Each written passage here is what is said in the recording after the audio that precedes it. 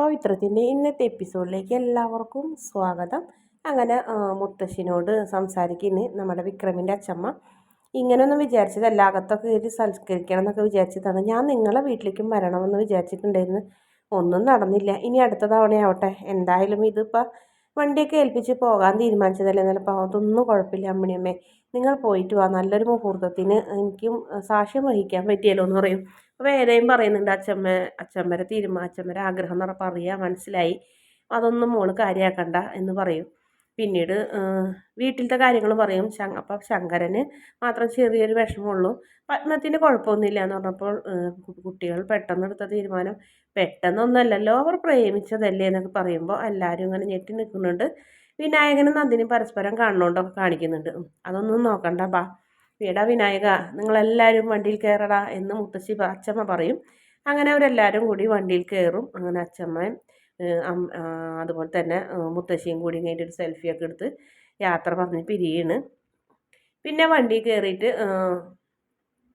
എല്ലാവരും ഓരോ സ്ഥാനത്ത് ഇരിക്കുകയായിരിക്കുള്ളൂ. കാരണം ആരും സെറ്റായിട്ടല്ല ഇരിക്കുന്നത്. അങ്ങനെ വിനായകനോട് പറയും, എടാ നീ നന്ദിനിനെയും വിളിച്ച് ബാക്കിൽ സീറ്റിൽ പോയിരിക്കടാ.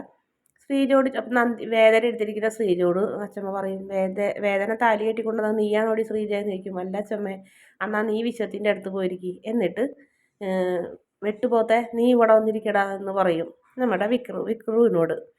അപ്പോൾ വിശ്വം പറയും, അച്ഛമ്മേ ഇവിടെ സ്ഥലമൊന്നുമില്ല, ഞാനൊരു സീറ്റിലാണ് ഇരിക്കണേന്ന് പറയും. എന്നാലേ ശ്രീജ അവിടെ ഇരിക്കട്ടെ, നീ എഴുന്നേറ്റ് നിന്ന് ബാക്കിലിരിക്കാൻ പറ്റില്ലെങ്കിൽ എന്ന് പറയും. അപ്പോൾ വേഗം എല്ലാവരും പരസ്പരം ഒറ്റക്കെട്ടായിട്ടൊക്കെ ഇരിക്കുന്നുണ്ട്. എന്നിട്ട് പിന്നെ സംസാരിക്കുന്നൊന്നുമില്ല. എല്ലാവരും ഇങ്ങനെ മൂകതായിട്ടിരിക്കുമ്പോൾ, അതേ കാര്യം നമ്മളൊരു അമ്പലത്തിലത്തെ ഒരു ഇതിനാണ് പോകണമെങ്കിലും അടിച്ച് പൊളിച്ച് പോകണോണ്ടൊന്നും ഒരു കുഴപ്പമില്ല എന്ന് പറയും. എടാ വിനായക, നിൻ്റെ ഈ തല്ലിപ്പൊളി വണ്ടിയിൽ പാട്ടും കൂത്തൊന്നും ഇല്ലേ എന്ന് ചോദിക്കും.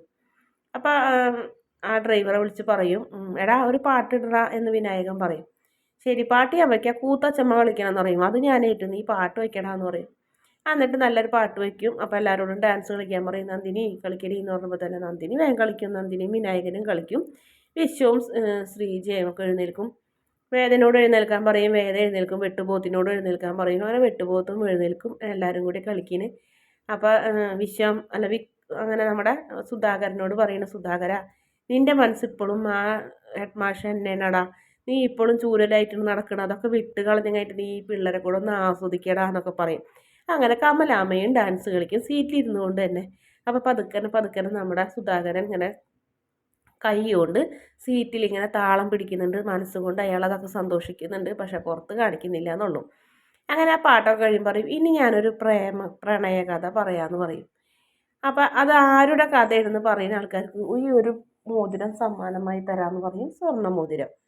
അപ്പം നന്ദിനി വേഗം ചാടി വിക്രമത്തിൻ്റെ വേദനയും എന്ന് പറയും. നീ അത് പറയുള്ളൂ എന്ന് എനിക്കറിയാടി എന്ന് പറയും. നിൻ്റെ ചാൻസ് കഴിഞ്ഞെന്ന് പറയും.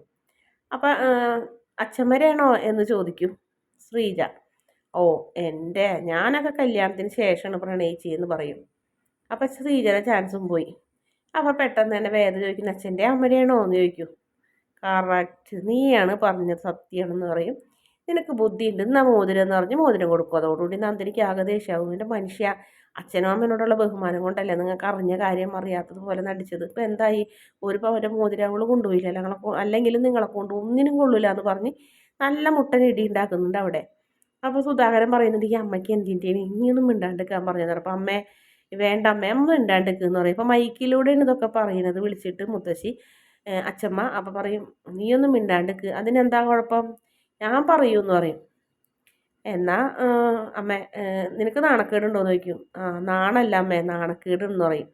എന്നാൽ ശരി, ഞാൻ പറയുന്നില്ല. ടൈപ്പ് റൈറ്റിങ്ങിന് പോയപ്പോൾ നീയും സുധാകരനും പ്രണയിച്ചതും സുധാകരൻ്റെ അച്ഛനെ എതിർത്തതും സുധാകരൻ്റെ അച്ഛൻ്റെ സ്വത്തൊന്നും വേണ്ടാന്ന് പറഞ്ഞിട്ട് നിൻ്റെ കൈയും പിടിച്ചും കഴിഞ്ഞിട്ട് ഇറങ്ങിപ്പോയതുമായ എല്ലാ കാര്യങ്ങളും ഞാനിനി ആരോടൊന്നും പറയില്ല എന്ന് പറയും. ഇനിയിപ്പോൾ എന്തിനാ പറയണത്, ഒറ്റ വാക്കിൽ തന്നെ ലവ് സ്റ്റോറി ഫുള്ളും പറഞ്ഞില്ലേന്ന് നന്ദിനിയും വിളിച്ച് ചോദിക്കും. സുധാകരനൊക്കെ അങ്ങോട്ട് ആകെ നാണക്കേടായിട്ടിരിക്കുന്നു.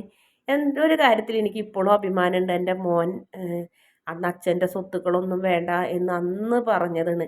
ഇന്ന് വരെ അവൻ ആ സ്വത്ത് അന്വേഷിച്ച് വന്നിട്ടില്ല, ഞാൻ കൊടുക്കാൻ ശ്രമിച്ചിട്ട് പോലും എൻ്റെ മോൻ വാങ്ങിയിട്ടില്ല.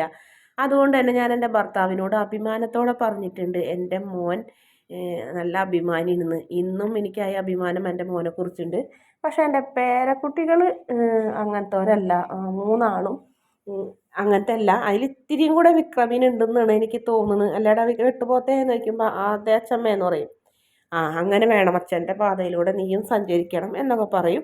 ഇനി ഒരു പാട്ടാവാമടാ എന്ന് പറഞ്ഞു കഴിഞ്ഞിട്ട് വീണ്ടും ഒരു പാട്ടൊക്കെ വെച്ച് അതിന് ശേഷം അവരൊരു സൈഡിൽ ചെന്നിരുന്ന് ഭക്ഷണം കഴിക്കുന്നുണ്ട്. ഭക്ഷണമൊക്കെ എല്ലാവരും പരസ്പരമൊക്കെ വിളമ്പി കഴിക്കാനും ഡാൻസ് കളിക്കുന്നുണ്ട്. അപ്പം നല്ലൊരു പാട്ടൊക്കെ വെച്ച് കഴിഞ്ഞിട്ട് ഡാൻസ് കളിക്കുമ്പോൾ സുധാകരനെ വിളിച്ചുകൊണ്ട് പോയി കഴിഞ്ഞിട്ട് അമ്മ വാ മോനെ നീയും കൂടി കൂടടാ, നീ എന്തിങ്ങനെ മാറി നിൽക്കണേ, നിന്നെ ഞാൻ മാറ്റിയെടുക്കും എന്നൊക്കെ പറഞ്ഞ് അങ്ങനെ കമലയും അച്ഛമ്മയും കൂടി സുധാകരനെയും കൂടി നടുവിൽ പിടിച്ചു നിർത്തി എല്ലാവരും കൂടി ഡാൻസ് കളിക്കുന്നുണ്ട്. വേദയും വിക്രവും അതുപോലെ തന്നെ ശ്രീജയും എല്ലാവരും ഡാൻസ് കളിച്ച് അങ്ങനെ അതൊക്കെ കഴിഞ്ഞ് വീണ്ടും വണ്ടിയിൽ കയറി. വീണ്ടും വണ്ടി വന്ന് നിന്നത് ഒരു അമ്പലത്തിൻ്റെ നടയിലാണ്. അവിടെ എത്തിയപ്പോൾ വണ്ടി നിർത്താൻ പറയും. അങ്ങനെ വണ്ടി നിർത്തി അതിൽ നിന്ന് ഇറങ്ങും. അതിൽ നിന്ന് ഇറങ്ങിയിട്ട് വീണ്ടും വിക്രമിൻ്റെ വേദനയൊക്കെ പ്രണയകഥയൊക്കെ ഇങ്ങനെ വീണ്ടും വീണ്ടും അച്ഛമ്മ പറയും. അതിനുശേഷം പറയുന്നുണ്ട് സെൽഫി എടുക്കണം എല്ലാവർക്കും കൂടി, ഇതൊക്കെ സോഷ്യൽ മീഡിയയിൽ ഇടണം, എൻ്റെ അമ്മണീസ് കിച്ചണിൽ ഇത് ഇടണം എന്ന് പറഞ്ഞപ്പോൾ അച്ഛമ്മ ഇതൊക്കെ സോഷ്യൽ മീഡിയയിൽ ഇടാൻ പോകണം, നാണക്കേട്, നിങ്ങൾക്ക് വേറെ പണിയൊന്നുമില്ലെന്ന് വെച്ച് വിക്രം ദേഷ്യപ്പെടും. എന്താടാ നിൻ്റെ പ്രേമിച്ച കഥയൊക്കെ കുറേയൊക്കെ അറിഞ്ഞതല്ല നാട്ടുകാർ, ഇനി ഇതും കൂടെ അറിയട്ടെടാ, എന്നാൽ നിനക്ക് നാണക്കേടുണ്ടോ എന്നൊക്കെ ചോദിക്കും. എന്തെങ്കിലും ചെയ്യുന്ന പറഞ്ഞ് ദേഷ്യപ്പെടും. അപ്പം നമ്മളിവിടെ വന്നത് എന്തിനാണ് അമ്മയെ കാര്യം നടത്തി പോകാൻ നോക്കാമെന്ന് സുധാകരൻ പറയുമ്പോൾ വരട്ടെടാ, പൂജാരി പൂജ കഴിഞ്ഞ് തിരിച്ചു വരുന്ന സമയം എനിക്കറിയാമെന്ന് പറയും. നിങ്ങളൊരു കാര്യം ചെയ്യുക, എല്ലാവരും കൂടി ക്ഷേത്രത്തിലേക്ക് പോക്കോ. നിനക്ക് ഞാൻ തന്ന പെട്ടിയിൽ ബാഗിൽ ഒരു വെള്ളമുണ്ടും വെള്ള ഷർട്ടും ഉണ്ടടാ, അതെടുത്ത് വിക്രമിന് കൊടുക്ക്, അവൻ്റെ ഈ പാൻറ്റും കൂട്ടും കളസൊക്കെ ഇട്ടും കഴിഞ്ഞിട്ടല്ല അമ്പലത്തിലേക്ക് വരുന്നതെന്ന് പറയും.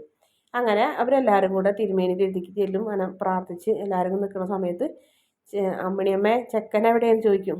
അപ്പോൾ വിക്രം നല്ല സ്റ്റൈലിൽ മണവാളൻ്റെ പോലെ മുണ്ടൊക്കെ ഇങ്ങനെ മടക്കി ഒരു കൈയോട്ട് പൊക്കി പിടിച്ച് ചേട്ടൻ്റെ കൂടെ വരുന്നൊരു ഭാഗം കാണിക്കുന്നുണ്ട്.